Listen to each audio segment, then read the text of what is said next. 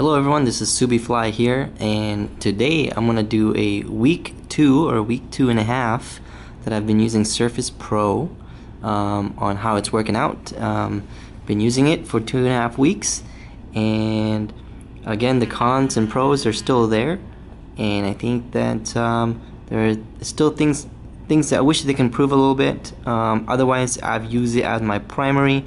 I have not opened up my MacBook Air until I make this video, and I can probably do that with my Surface, but I don't have any softwares for that. So let's go jump right ahead here and see what's going on. So again, I went to Arizona. This was my main computer as I traveled. One thing I did notice is having in my bag, I tend to start noticing the kind of scratches on my tablet right here. See, I don't know if you guys can see that, but there's a few scratches there now. So I wish they'd have some sort of cover for this.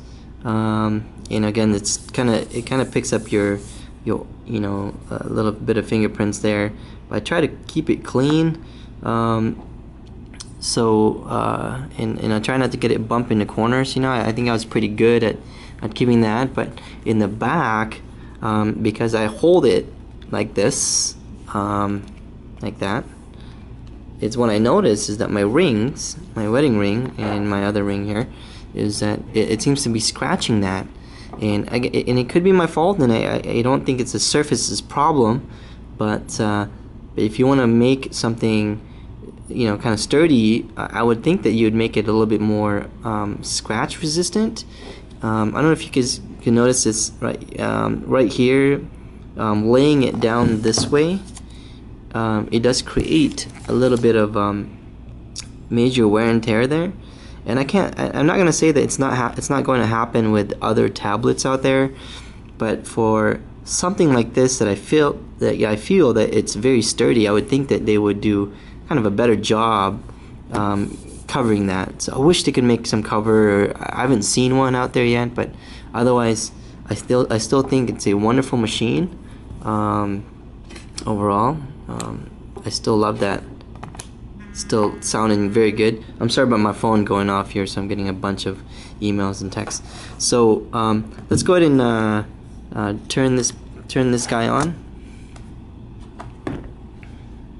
Move the camera a little bit here, so I don't care if you guys know my screen picture or picture password, whatever you want to call it. Anyway, it's still pretty sturdy. It's still pretty, quite fast. I haven't had any issues with it. So let's see. Oh, I still get sometimes a disconnect with my Wi-Fi. Like for example, if I put it in sleep mode, I would think that I would keep the Wi-Fi connected, or when you turn it back on from sleep or hibernate, it would immediately connect. I did notice quite a few times where my Wi-Fi would not connect right away, and at times I would have to wait a little bit longer, or I would have to initiate and connect to the right Wi-Fi. So I am hoping there's going to be another patch for that down the road. I know that they came out with a firmware update last week, I think, or a week and a half ago, where it's supposed to be a firmware update for the Wi-Fi for better connection. It did, however, give that better connection, but I was still getting that issue. So I hope they would fix that. Let's see, keyboard. My type cover, it's causing more wear on it. If I had it for 2.5 weeks, I don't normally use the mouse pad, but as you can see that little bit of wear and tear and keyboard. And I do type quite a lot, but when I had my X1 Carbon and when I had my other keyboards, I didn't get this much wear and tear in 2.5 weeks. I mean, it took months for it to even create that weird oily or kind of wear and tear. And so for spending $130 for a keyboard, I really hope that would have been that would have lasted a little bit longer. It doesn't affect the use for the keyboard, but it does kind of show that yes, I am using the keyboard. But at the same time, I would thought that it would be more kind of more of a solid piece, and less wear and tear. And I've heard that the touch cover as well causes that from typing too much. So I actually checked it out and I wanted to know if I would get it, if I want it. But for someone that like myself that would love to type quite a lot, never worked out for me. Okay, so moving on with certain apps, I downloaded quite a few more apps. Sketchbook I downloaded, it was great. It's a nice app, especially for my kids to use. Let's see, my gallery, I was able to make some paintings right there when I try this. So it's a great app to download. So I highly recommend this program to use just to do sketches and when you're bored. So see, my cousin did that, so that's pretty neat. So they tried it out, they loved it. So hopefully I can convert them to Surface. They're still big on iOS with the iPads, but I think they can do a lot more with this Surface. Nothing against iOS, I think they're wonderful, but for someone that needs it for productivity and for work, I would highly recommend the Surface. Okay. Next part, I downloaded a program called FU. Not what you think it means, but I think that this is a phenomenal application where I can use it to share my files using this. Because right now I think that was a short issue. Now I know quite a few of you guys had recommended a few apps like Windows Explorer for Windows 8, etc. I haven't tried that yet. I haven't come around. So hopefully when I do, I'll do a week 3 or my first month of using Surface and let you know how it feels. Messaging, messaging is great. I wish that they can put on a Google Chat on here rather than just Live or Facebook. So that was one of my gripes, because then I have to use the browser to get to the chat.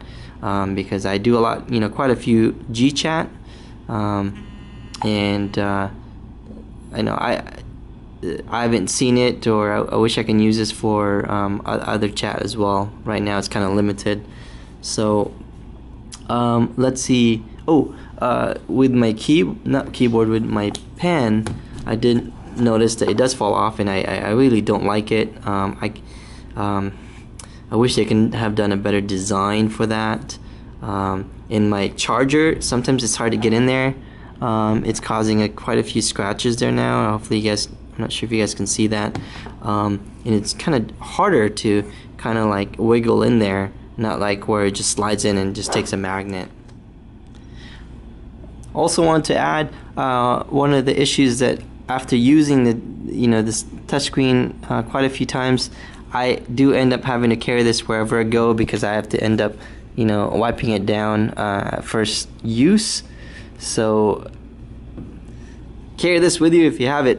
I wear glasses, so I have this, and helpful. Or else throughout the day it smears, and it's kind of gross and nasty from the oil. So carry this with you.